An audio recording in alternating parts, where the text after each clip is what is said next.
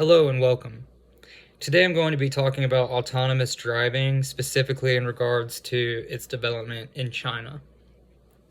So autonomous driving normally refers to self-driving vehicles or transport systems that can move without the intervention of a human driver. These vehicles do this by using advanced sensor technology, smart control systems, and intelligent actuators to read the environment and sort of get a good idea, almost as a robotic driver. So right now, the Society of Automotive Engineers classifies self-driving vehicles on different, depending on different levels of autonomy, with level 0 being no automation and level 5 being full vehicle autonomy. So of course levels 1 through 4 would completely depend on how autonomous the vehicle is and how much effort the human is having to put into the driving process. So in China, internet giant Baidu rolled out an L4 autonomous bus in partnership with bus maker King Long. So China is already trying to integrate this technology into their public transportation systems, and it's really disruptive and innovative. One specific job opportunity I wanted to talk about concerning the field of autonomous driving is perception software engineer.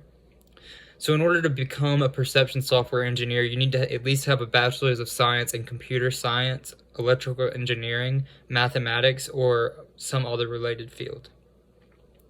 It's also preferred in this position that you have at least 1 year experience in computer vision and machine learning projects. And it's also requested that you have knowledge of the software program C++, Python, CUDA, and TensorFlow. You can make anywhere from $48,000 a year all the way up to $216,000 a year as a perception software engineer, depending on how much you grow in the position. So now I'm going to talk about 3 specific areas where they're integrating autonomous driving and how it's helping out administrations right now. So the first area I'm going to be talking about is public transportation. This is an obvious one. Autonomous driving could completely disrupt and revamp the way that we see public transportation with automated taxis, automated trains, automated buses. It really speaks for itself. The second area I'm going to talk about is supply chain management. So with the introduction of autonomous vehicles, this creates a whole new opportunity for shipping cargo and for getting supplies from point A to point B. And this is what supply chain management is all about. So that's why autonomous driving could really help revamp and disrupt the supply chain management environment. And the third one is healthcare. The reason I want to bring up healthcare is because these autonomous vehicles could perhaps help people that weren't able to drive because of a certain disability to be able to get from point A to point B way easier, and this could be considered a healthcare innovation. So now I'm going to do a quick SWOT analysis on autonomous driving as a whole. The strengths that it has is it's extremely disruptive technology. It's going to change the entire game, and because we've always known about cars, and we've had cars and vehicles for so long, but now they're driving themselves. You don't even have to put any effort into it or have any kind of driver education. So this is the big strength.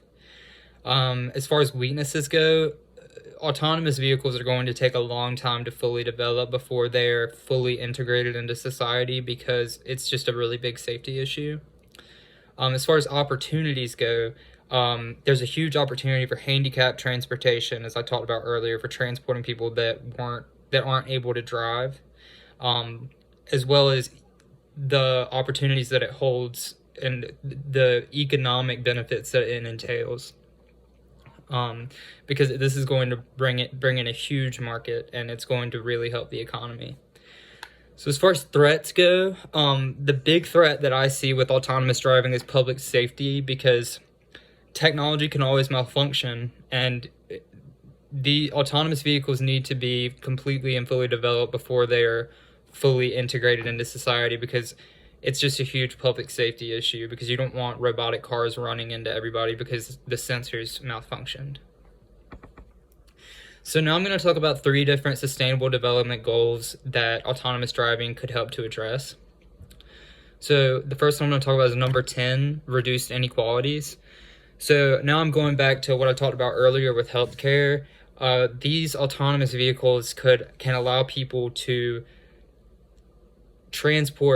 independently transport themselves, as to where for people that can't drive, they can independently transport themselves now instead of having to get a ride with somebody else. So this is in fact a reduced inequality because disabled people are able to independently travel now. Next would be SDG number 9 of innovation and infrastructure. So public transportation is a part of your infrastructure, and this is a huge innovation, and it's a part of it. And it's creating this huge industry, this huge market that we've never seen before, and it's really speaks for itself. Lastly, I have SDG number 8 of decent work and economic growth. So, like I talked about earlier with the perception software engineer, this is creating many jobs, creating a huge market, and allowing for much room for economic growth. So now I'm going to say 2 truths and a lie about autonomous driving in China. So number 1, self-driving cars cannot currently see road signs.